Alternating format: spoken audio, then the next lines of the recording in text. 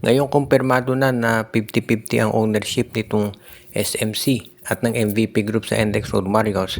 Pinanindigan nitong NLEX na MVP Group pa rin daw ang merong say. Sabi nga nila, may final say pagdating dito sa mga trades sa SMC. Hindi lang sa SMC, maski na sa iba pang mga teams. Pero syempre kung ikaw ay observer ng PBA, maniniwala ka ba dyan na ang San Miguel Corporation ay wala ng influensya pagdating dito sa pakikipag-trade ng NLEX Road Warriors? Dahil syempre, kaya pumasok ang SMC dito sa trade o dito sa agreement para ma-acquire yung NLEX. Syempre, meron niyang tinatawag na mga compensation.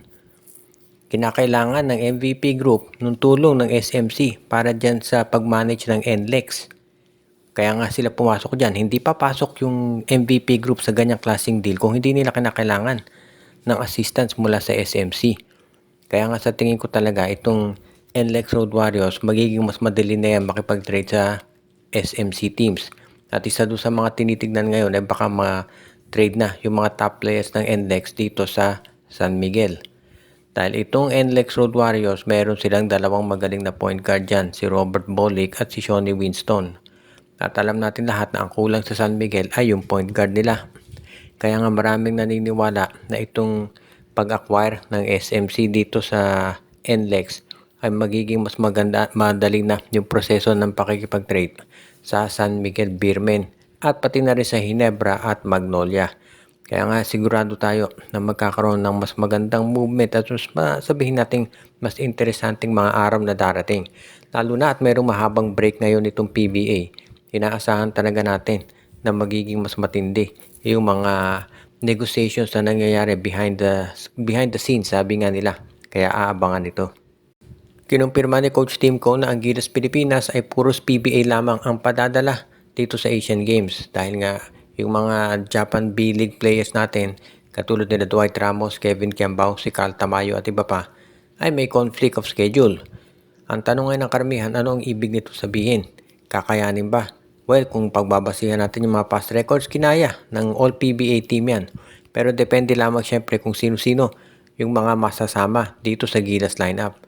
Obviously, alam na natin yung mga regular dyan. Sila Scotty, sila Junmar Fajardo, nandiyan yan sigurado. Si Calvin Oftana, malamang babalik dyan. Si Chris Newsome, si CJ Perez. Sa tingin ko, mapupunta rin dyan yung mga up for consideration sigurado to si Xavier Lucero at si Brandon Ganuelas Roser. Depende do sa eligibility nila.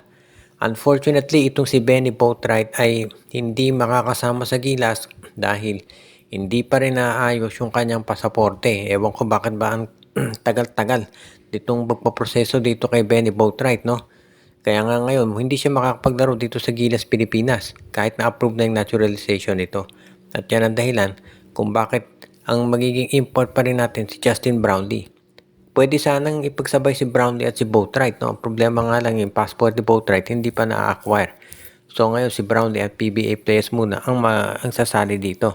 Kung sakasakali sa tingin ko magiging maganda to para dito sa Gilas Pilipinas, no? Kung sakaling matuloy ito. At para sa mga natatanong, hindi po kasama si Kai Soto dito.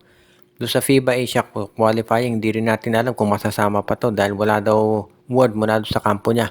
Mukhang determinado mag-tryout sa NCAA. Sa USA, ito si Kai Soto.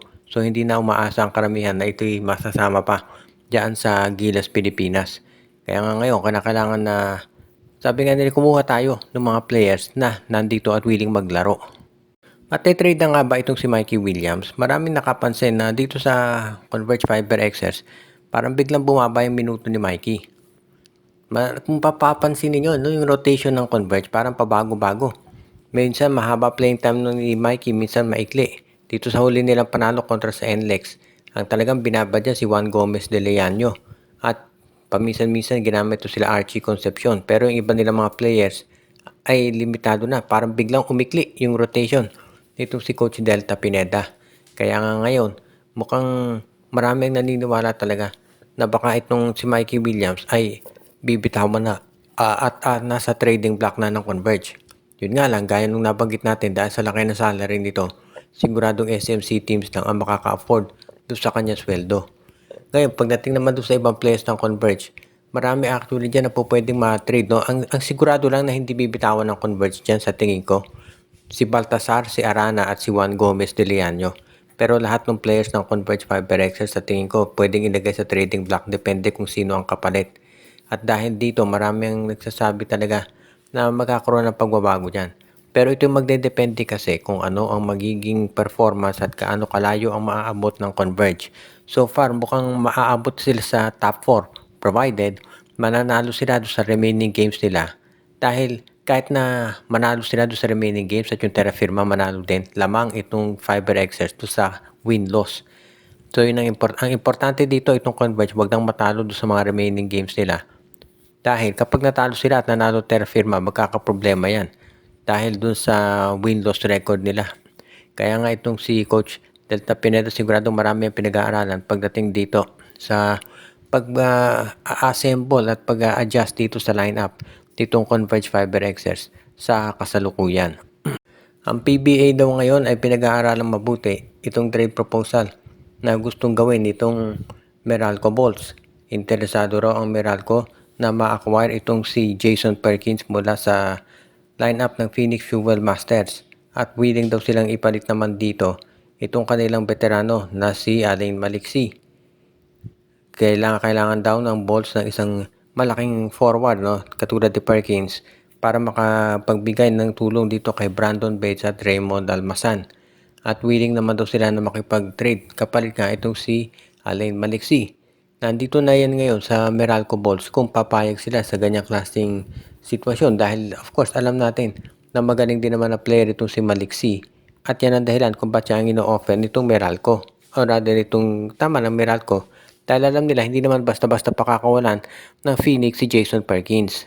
At kapag natuloy nga ang ganitong klaseng deal sa tingin ko magiging isa to sa kaabang-abang para dito sa PBA dahil magiging malaking asset sigurado dito sa Meralco si Jason Perkins dahil veterano na yan pero marami pa rin niya maitulong, may bibigay dito sa kanilang lineup. At syempre alam natin ganyan din naman ito si Maliksi. Isang scorer yan, proven na yan sa tagal-tagal niya sa liga. At sigurado na makapagbibigay din yan na tulong dito sa kupunan naman ng Phoenix Fuel Masters. At sa tingin ko naman fair itong trade na to, no? Yes, tigil ba sila ng posisyon pero meron ng mga power forwards ang Phoenix at mas benefit sila kung meron silang scorer katulad ni Maliksi. Kaya nga, itong transaction na sa tingin ko talaga ay madaling magiging makakakuha ng approval mula sa PBA. Lalo na at alam naman natin na parehas naman yung parehong itong dalawang teams na to ay pareho naman yung hindi magpapatalo pag ganito sa klaseng transaksyon. Kaya sigurado ako ito ay papayagan kaagad-agad at walang magiging issue pagdating sa approval nito. Shoutout sa ating mga taga-subaybay na sila Dexter Domer, si Ireneo Salangsang, si Jonel Alagon, si Edwin Carmona Jr., si Judy Villarosa, Joshua Giray Espeo at Rosales Family, si RG Bueno, si Monde Guzman, Anthony Alon, Malyari Mascariñas, pinabati din natin si Romeo Conchada, si Katsakino Dukusi at ang iba pa.